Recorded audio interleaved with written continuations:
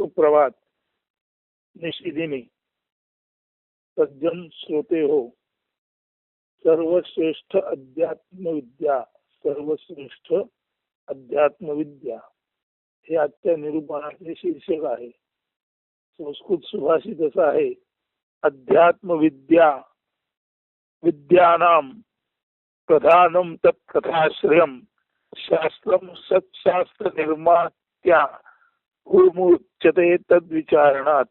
अध्यात्मविद्या विद्यानां प्रधानम तत्कथाश्रयम शास्त्रम सत्शास्त्र विद्याहुर्मुच्यते तद्विचारणात. अर्थात सर्व विद्यांमध्ये सर्वश्रेष्ठ अध्यात्मविद्या ती असे.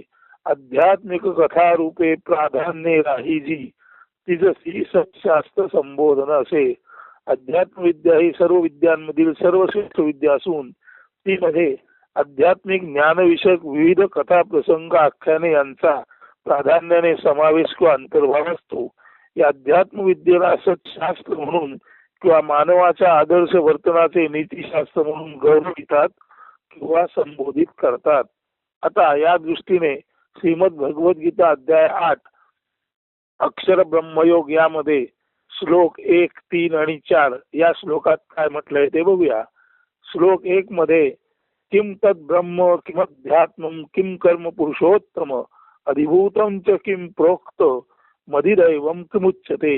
म्हणजे ब्रह्म अध्यात्म कर्म काय तैसे अधिभूत अधिदैव हे पुरुषोत्तम काय ते असे.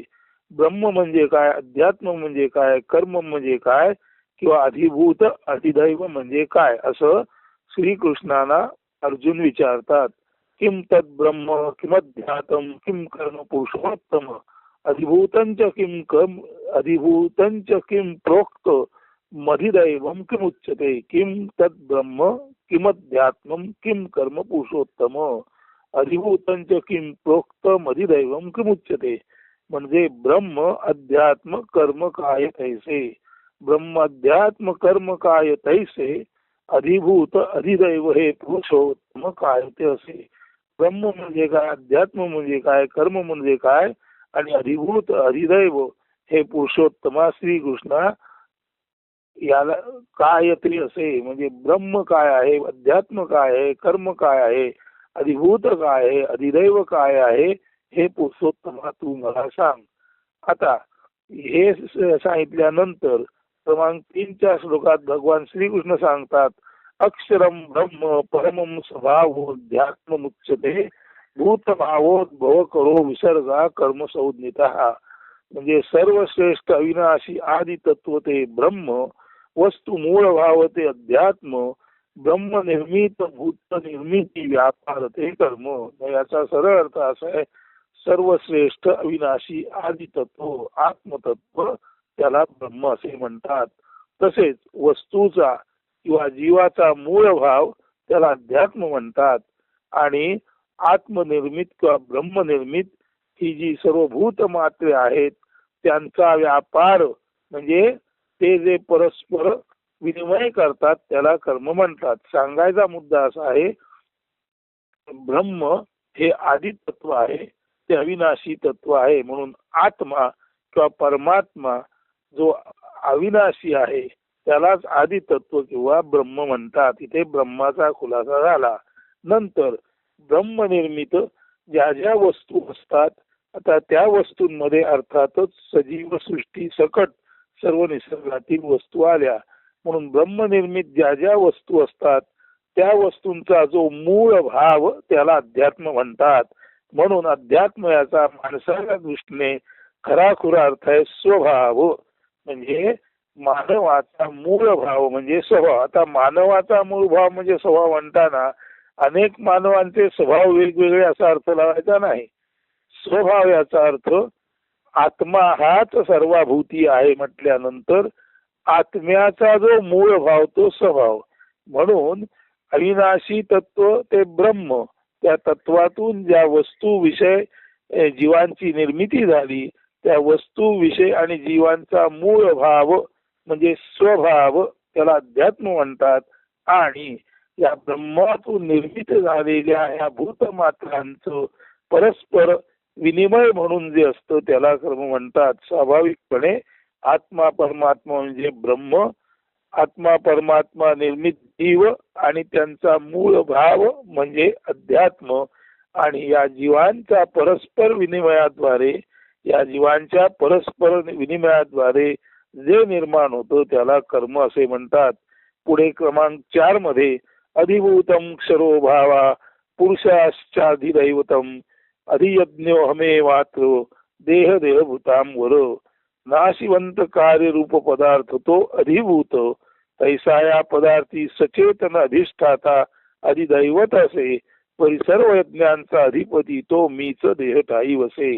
म्हणजे ही जी ब्रह्मातून निर्माण झालेली भूतमात्र आहेत त्यांच्यामध्ये जो कार्य रूप पदार्थ आहे, म्हणजे तुम्ही आम्ही कार्य म्हणून ज्याची निर्मिती करतो तो कार्यरूप जो पदार्थ आहे तो नाशिवंत आहे आणि त्याला अधिभूत म्हणतात.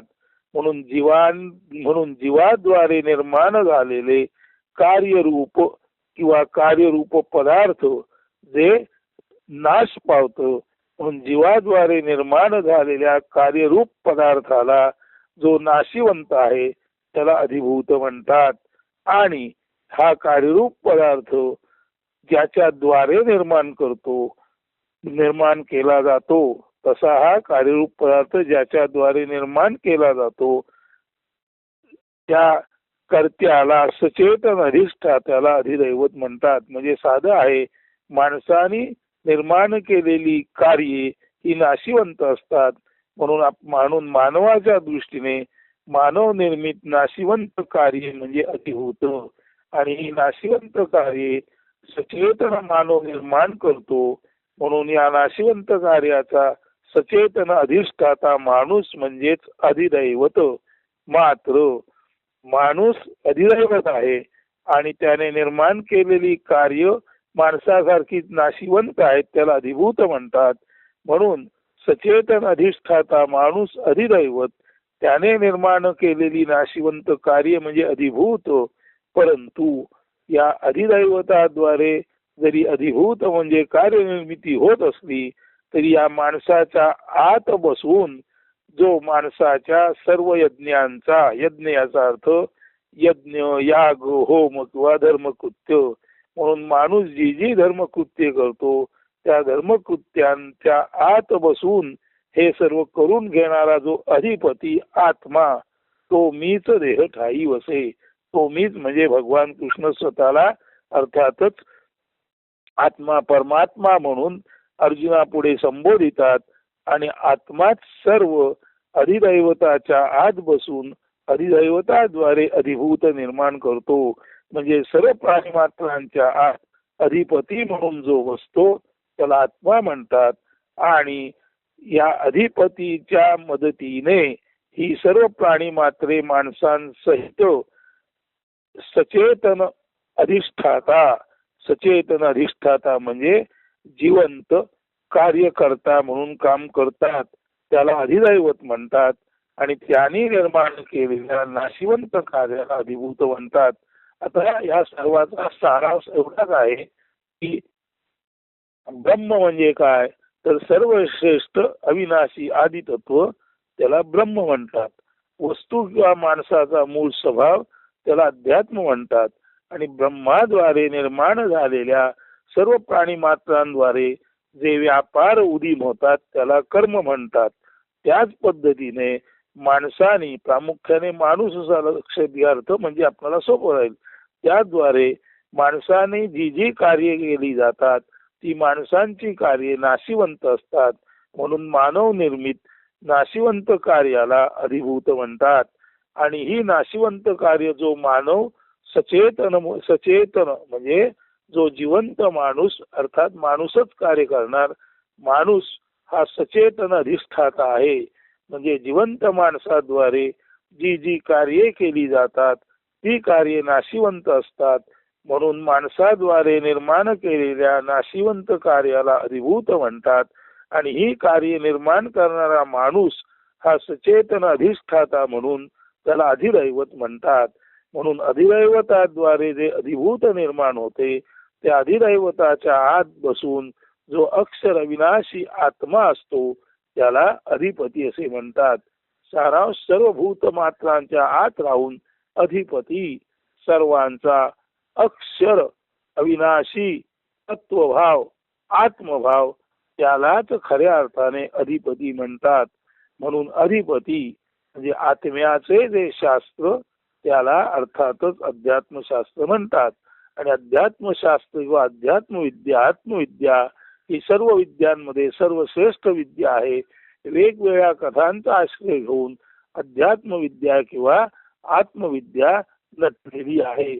आणि ही अशी अध्यात्मविद्या हीच सर्वश्रेष्ठ विद्या असून त्या अध्यात्मविद्येचा जो अधिपती आहे तो आत्मा, या अध्यात्मविद्येच्या अधिपतीद्वारे माणसांसारखे आपण सर्व माणसं जे कार्यकलाप करतो ते कार्यकलाप नाशिवंत असतात त्याला अधिभूत म्हणतात.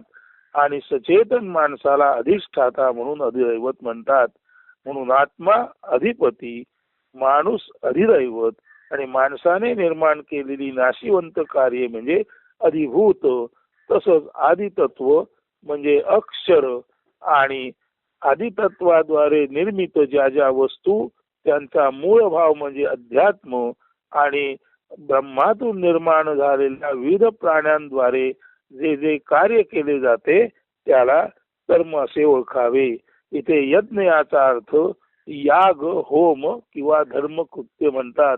म्हणून अध्यात्मविद्येमध्ये आत्म्याच्या जाणीवेसाठी आत्मा जाणून घेण्यासाठी जे जे धार्मिक विधी केले जातात त्या सर्वांना आजच्या काळात सांप्रत काळात यज्ञ म्हणायला हरकत नाही. पूर्वी यज्ञ याग हा विधी होता. आज आत्मज्ञानासाठी ज्याला आपण म्हणतो कर्मयोग, भक्तियोग, ज्ञानयोग हे सर्व तऱ्हेचे योग म्हणजे सुद्धा आजच्या काळात त्याला याग यज्ञ म्हणायला हरकत नाही. तर यज्ञ याचा साधा सरळ अर्थ असा आत्म्याचे ज्ञान होण्यासाठी जी जी धर्मकृत्ये केली जातात त्याला यज्ञ म्हणतात. म्हणून यज्ञ याग आणि धर्मकृत्य हे तीनही शब्द समानार्थी समजावेत. नंतर जे सर्व सृष्टीच्या मुळाशी असलेले परमश्रेष्ठ असं आदितत्व त्याला अर्थातच अक्षर ब्रह्म म्हणतात. या आदितत्वाद्वारे जी मानव निर्मिती पशु निर्मिती होते आणि त्यांच्याद्वारे जो क्रियाकलाप केला जातो जो नाशिवंत असतो त्याला अधिभूत म्हणतात. या कर्मांचा जो जनक सचेतन अधिष्ठाता म्हणजे माणूस तो अधिदैवत आणि सर्व प्राणी मात्रांच्या आणि माणसाच्या आत बसून हे सर्व नियामक पद्धतीने जो करून घेतो तो ईश्वर किंवा अधिपती म्हणजे आत्मा परमात्मा. तर अशा अर्थी ब्रह्मनिर्मित भूतमात्रे, भूतमात्रांद्वारे केले जाणारे नाशिवंत कर्म आणि ही जी भूतमात्रा आहेत जी अधिष्ठान म्हणून अधिदैवत म्हणून काम करत असतात त्यांच्या आत बसलेला कधीही जन्माला न येणारा मरणारा असा अचल अढळ असा जो मूळ पुरुष असतो त्याला खरं ब्रह्म म्हणतात. आणि या ब्रह्माला जाणणं म्हणजे ब्रह्मविद्या आणि त्यालाच अध्यात्मविद्या म्हणतात. आणि ही अध्यात्मविद्या अनेकानेक कथाद्वारे प्रकट केली जाते. म्हणून अनेकानेक कथाद्वारे ब्रह्मज्ञान प्रकट केलं जातं. आणि ब्रह्मज्ञान किंवा ब्रह्मविद्या ही सर्वश्रेष्ठ अध्यात्मविद्या होय जी इतर सर्व भौतिक विद्यांच्या पलीकडची शाश्वत आहे. कारण ब्रह्मविद्येचा जो मूळ पुरुष आहे तो शाश्वत आहे. म्हणून शाश्वत पुरुषाची विद्या म्हणून शाश्वत अध्यात्मविद्या आहे. आणि भौतिक विषयांची विद्या ते भौतिक विषय अशाश्वत असल्यामुळे ती विद्या सुद्धा अशाश्वत आहे. एवंच ब्रह्मविद्या सर्वश्रेष्ठ आहे आणि शाश्वत आहे.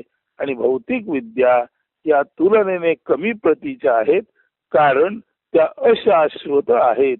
असू तर हे आपण नीट चिंतन करावं. आता इथे जरी मूळ संस्कृत सुभाषित एवढंच असलं की ज्यामध्ये म्हटलेलं आहे की अध्यात्मविद्या ही सर्व विद्यामधील सर्वश्रेष्ठ विद्या असून ती मध्ये अध्यात्मविषयक ज्ञानविषयक विविध कथा प्रसंग आख्याने यांचा प्राधान्याने समावेश तो अंतर्भाव असतो. या अध्यात्म विद्येला सत्शास्त्र म्हणून किंवा मानवाच्या आदर्श वर्तनाचे नीतिशास्त्र म्हणून गौरवितात, संबोधित करतात. तेवढ्याच जरी मूळ या सुभाषिताचा सारांश असला तरी त्या निमित्ताने गीतेतील अर्जुन कृष्ण संवादामध्ये जे विचारलेलं आहे त्याच्यामध्ये ब्रह्म काय, अध्यात्म काय, कर्म काय, अधिभूत म्हणजे काय, अधिदैव म्हणजे काय, तसंच ज्याला म्हणतो अधिभूत, अधिदैवत आणि अधिपती म्हणजे काय, सारांश ब्रह्म, अध्यात्म, कर्म, अधिभूत, अधिदैवत आणि अधिपती या संकल्पनांचा खुलासा या अध्याय 8 मधील कृष्णार्जुन संवादामध्ये श्लोक 1, श्लोक 3 आणि श्लोक 4 च्या संदर्भाने करून दिलेला आहे. आपण जर 8वा अध्याय मुळातून वाचलात तर अध्यात्म विद्येचं संपूर्ण निरीक्षण आणि परीक्षण आणि चिंतन, निधिध्यासन तुम्हाला या 8व्या अध्यायामध्ये अक्षर ब्रह्मयोगामध्ये करता येईल. परंतु हे सुभाषित केवळ आणि केवळ अध्यात्म विद्या ही सर्वश्रेष्ठ विद्या असून ती अनेकानेक कथा आणि विविध गोष्टींच्या रूपाने, आख्यानाच्या रूपाने भरलेली असते एवढं तिथं सांगितलेलं आहे. परंतु विविध कथा, आख्याने, नैतिक कथा, धर्मकथा सांगून अध्यात्म विद्या ही सर्वश्रेष्ठ आत्मविद्या म्हणून गौरवली जाते. ती इतर विद्यांच्या तुलनेत सर्वश्रेष्ठ म्हणून गौरवांकित केलेली आहे. त्यामुळे अध्यात्म विद्या हीच सर्वश्रेष्ठ विद्या आहे आणि अन्य भौतिक विद्या या तुलनेने कमी प्रतीच्या आहेत. एवढंच या सुभाषितात सांगितलेलं असलं तरी त्या संदर्भात ज्या ब्रह्म, अध्यात्म, कर्म झाल्यानंतर अधिभूत, अधिदैवत, अधिपती या कल्पना आहेत, आध्यात्मिक कल्पना आहेत, त्या स्पष्ट करण्यासाठी अध्याय 8 चा इथे उल्लेख केलेला आहे, ज्यातील श्लोक 1, श्लोक 3 आणि श्लोक 4 याचा परामर्श प्रस्तुत संदर्भात घेतला गेलेला आहे. पूर्ण जर अध्यात्म विद्या जाणायची असेल तर अध्याय 8 अक्षर ब्रह्मयोग याचं चिंतन स्वतंत्रपणे जिज्ञासूनी करावं. अस्तु. धन्यवाद. सुप्रभात. सुदिन.